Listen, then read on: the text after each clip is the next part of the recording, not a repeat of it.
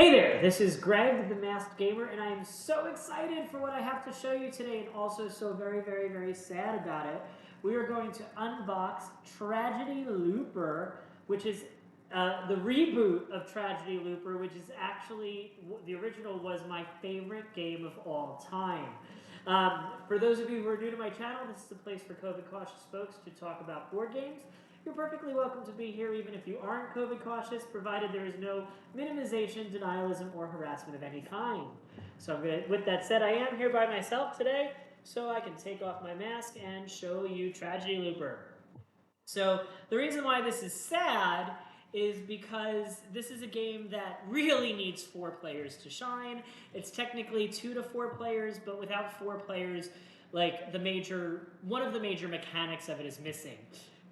One of the things that's very challenging about this is it's one of the most challenging games that exists, as far as I'm concerned. Teaching the original game meant playing through a 90-minute tutorial, which you absolutely had to play through with a new group, otherwise they would be completely lost. And I spent a lot of times in the before times at meetup groups teaching people Tragedy Looper over and over and over and over again. And it was so rare that I could find people who really grasped it and got into it enough to actually play through some of the other scenarios. So about half the scenarios in my original set, along with all of its expansions, have gone unplayed. In addition to that, it was always in my backpack, and it got so beat up that you could know which cards were which based on the framing on the back of the cards. I know I should sleeve things and I don't like to, but this is going to get sleeved even though it will most likely, sadly, never get played. So what is Tragedy Looper before we open this box up? Well, you have the power to travel back in time. You've gone back in time now and again and prevented tragedies from befalling. However, this time it's different. The tragedies keep happening no matter what you do. But you notice 2 things. The first is that someone is pulling the strings for the tragedies to happen. And the second is that there are other individuals who are also traveling back in time. Welcome to Tragedy Looper New Tragedies, a script-based deduction game for 2 to 4 players, 1 mastermind, and 1 to 3 protagonists. You will play through the 13 all-new pre-made scripts featuring 30 characters. Can you defeat the mastermind's machinations? If at first you don't succeed, try again. And the way this game, we're going to talk about a little bit about how this game works as we unbox it, because I already know this game very well. Although hopefully there's some like little tweaks to instructions and things that'll make this better. So here is, oh, fudge pickles. So here is Tragedy Looper New Tragedies. We have the rulebook in the introduction, which I will be reading later. It looks much easier to read than the original one was, but who knows? Look at all of these. Look at all these words. So much instructions. So much instructions.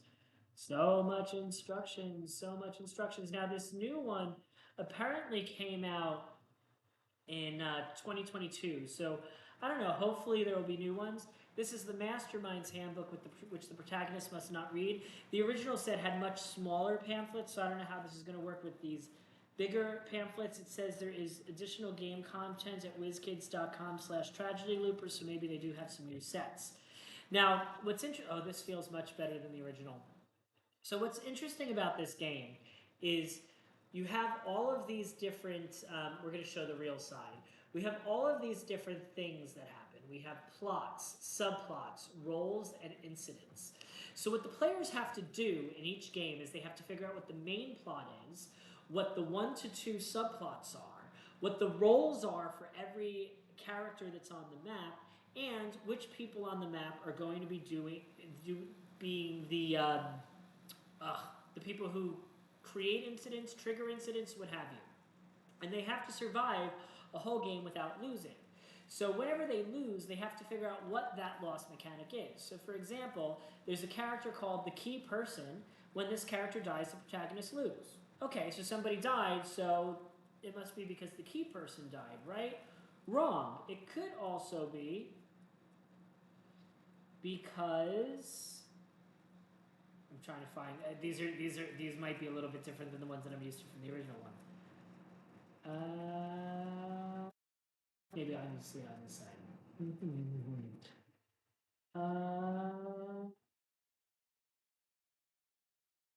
not going to get into all that because I have to reread all these roles and remember what all this stuff is.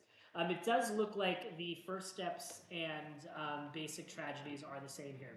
Now, these tokens are much cuter than the tokens in the original game, which were just little round things, and I feel like these are thicker. They're gonna feel better. I don't know what they mean because I have to look that up. And here we have this is the new board, which is also much nicer looking. So here is the new board, and oh, so this used to be a little separate map. Now it's all part of the same thing. This tells you which characters will start in each region, which characters can't go to each region. It just seems a lot cleaner. But what will happen is, oh, come on, Gurgles. I am so bad at opening card packets, which is why um,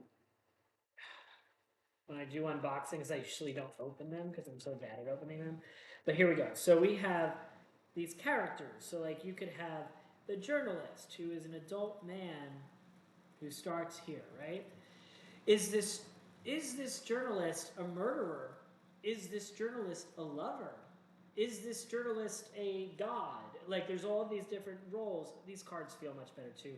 There's all of these different roles that all of these different characters can possibly have. So you have the journalist, you have the boss, you have the copycat, you have the forensic specialist, you have the informant. I'm putting this back in alphabetical order now.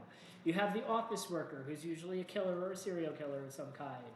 You have the police officer, the pop idol, the doctor, the nurse, the patient, who's usually problematic, the scientist, the soldier. These are new roles that I haven't seen before. The boy student, the class rep, the girl student, the young girl is a new character, the mystery boy, the rich student, the teacher, the transfer student, new character, the alien, okay, the black cat, new character, the godly being. So there are some new characters in here as well.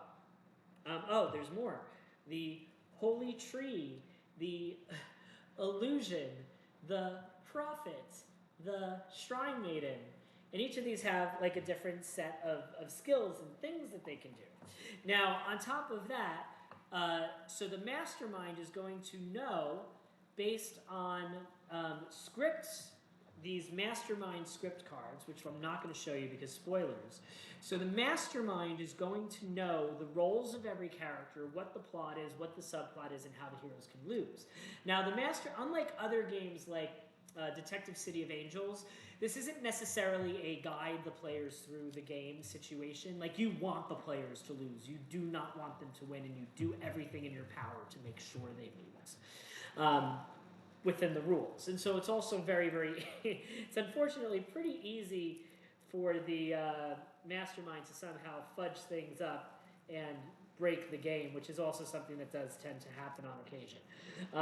The mastermind has to really know the game, really take their time. Then we have,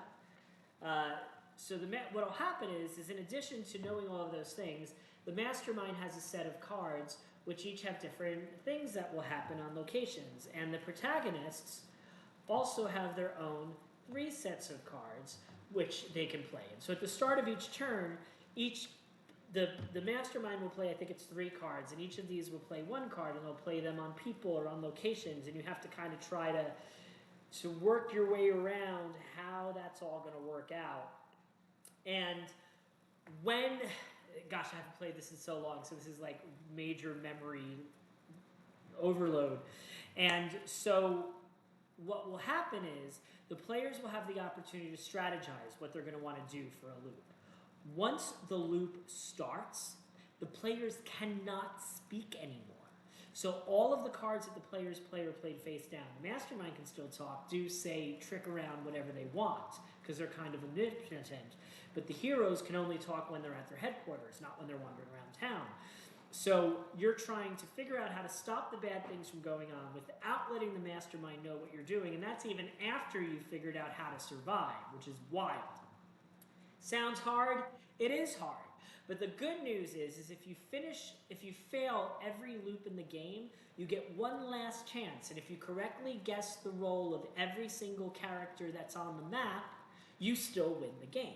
So even with it's just there's so many layers to it, and I'm just so excited to dig into this. I'm really hoping that they have other expansions coming for this new version, even though I'll never get to play these anyway, and it's going to be so sad. But what I'm going to do is I'm going to sleeve these cards up so that I don't mess up my life like I did the last time. I'm going to start trying to train some of my friends in how to play it so that maybe someday I will be able to play this at a 4-player count. Now, the original set also had some extra expansions. One was horror movie monster themed, which was my jam. One was Cthulhu themed. One was like gangster forensic seduction themed, and one was gosh, I don't even remember. But it's very clear that they've spiced up the visuals on this. This looks and feels much better than the original did, and I'll have to see if more stuff's coming out for it. I'm so excited. If you have a solid group of 4 people who really are super analytical thinkers in games, like this, you can't go wrong with Tragedy Looper. It's like Clue meets those daily logic puzzles meets like hidden movement, but on every kind of mind-altering substance you can think of. It's absolutely wild, and I love this game so much, and I really hope I get some time out of it. I don't know how I missed that this was being rebooted 2 years ago, but I don't really look at retail games. I pretty much look at crowdfunding games, so that's why. But again, Tragedy Looper, my #1 board game of all time. Unfortunately, unplayable solo. Really sucky for me during the pandemic.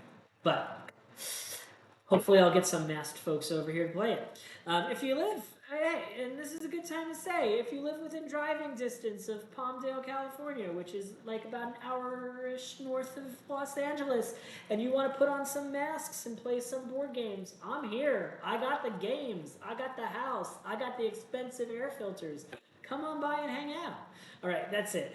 Thanks for tuning in. Don't forget to like. Don't forget to subscribe. Do not forget, keep those health bars full. Thank you and have a great night.